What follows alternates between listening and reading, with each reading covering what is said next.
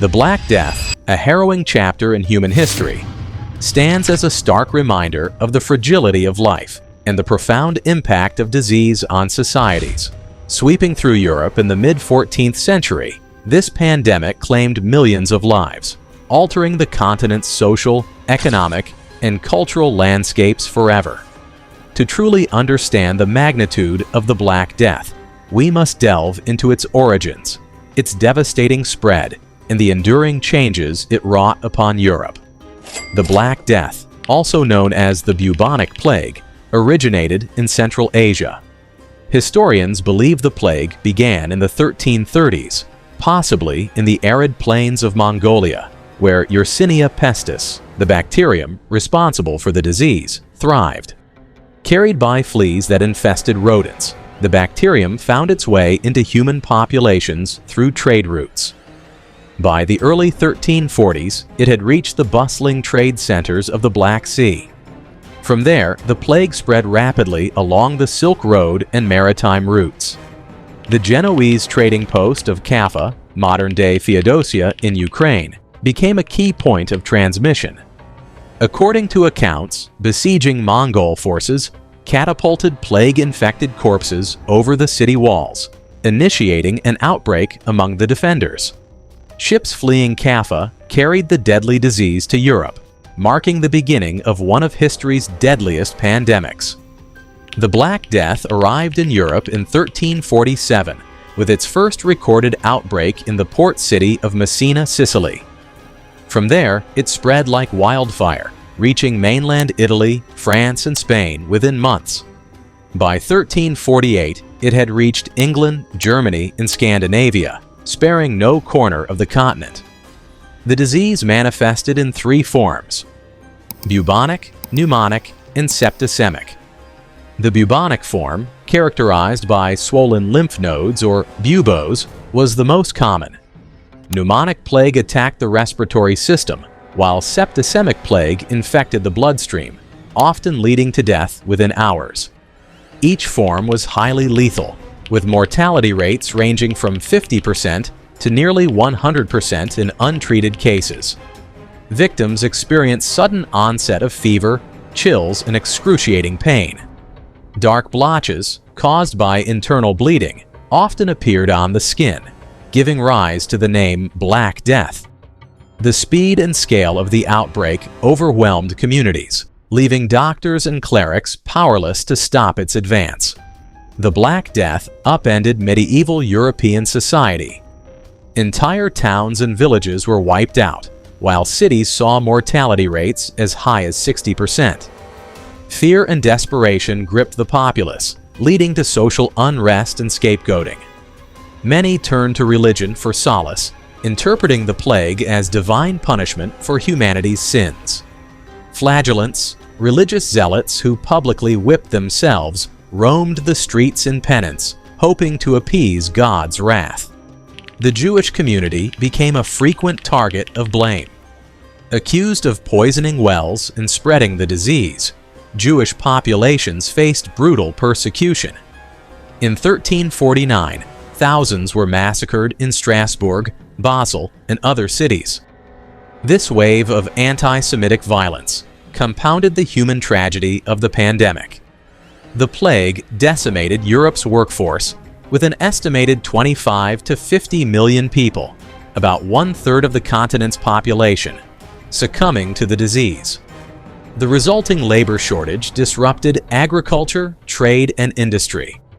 Crops rotted in the fields, and famine loomed over many regions. However, this scarcity of labor also shifted the economic balance. Surviving workers demanded higher wages, leading to the erosion of feudal systems in some areas. Landowners were forced to negotiate better terms with peasants, empowering the lower classes and sowing the seeds of societal transformation. In cities, the demand for skilled labor spurred technological innovation and economic diversification, laying the groundwork for the Renaissance. The Black Death profoundly affected European culture and religion. With death omnipresent, art and literature took on a macabre tone. Depictions of skeletons, decaying bodies, and scenes of judgment became common, reflecting a preoccupation with mortality.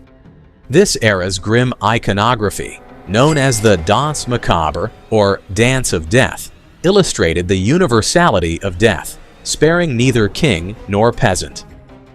Religious institutions faced immense challenges. Monasteries, often the caretakers of the sick, were ravaged by the plague. Many clergy succumbed to the disease, leaving parishes without leadership.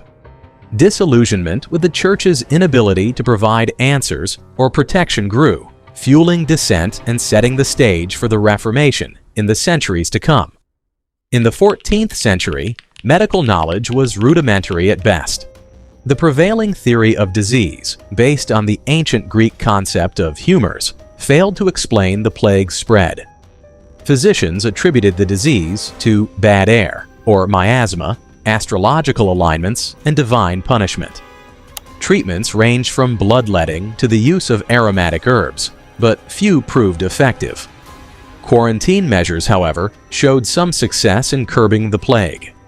The port city of Dubrovnik, for example, established a quarantine system in 1377, isolating arriving sailors for 40 days to prevent the spread of disease. This practice, from the Italian quaranta giorni, marked the origin of modern quarantine protocols. The psychological impact of the Black Death was immense. The rapid spread and high mortality rate fostered a sense of helplessness and despair. Survivors often suffered from survivor's guilt, haunted by the memories of loved ones lost to the disease. The pervasive fear of contagion led to social isolation, fracturing communities and families. The constant presence of death also prompted a reevaluation of life's meaning. For some, this led to hedonistic behaviors, with people indulging in pleasures as a way to escape the grim reality. For others, it inspired deep introspection and a renewed focus on spiritual matters, influencing personal and collective identities. The Black Death's aftermath reshaped Europe in profound ways. The demographic collapse accelerated changes in labor and land ownership, weakening feudalism and paving the way for capitalism. The reduced population also eased pressure on resources, leading to improved living standards for some survivors. Culturally, the plague fostered an era of introspection and innovation. Artists and thinkers grappled with questions of mortality and the human condition, themes that would resonate in the Renaissance.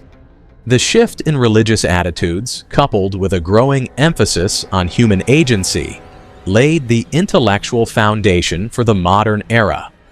Moreover, the Black Death spurred advancements in public health and sanitation.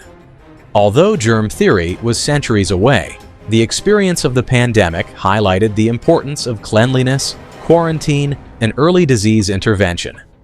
These lessons would inform responses to future outbreaks, such as the cholera epidemics of the 19th century. The Black Death's echoes can be seen in modern pandemics, such as the 1918 influenza outbreak, HIV/AIDS, and the COVID-19 crisis.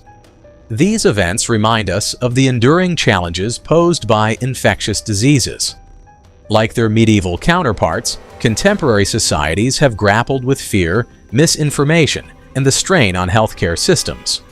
However, advancements in science and technology have significantly improved our ability to combat pandemics.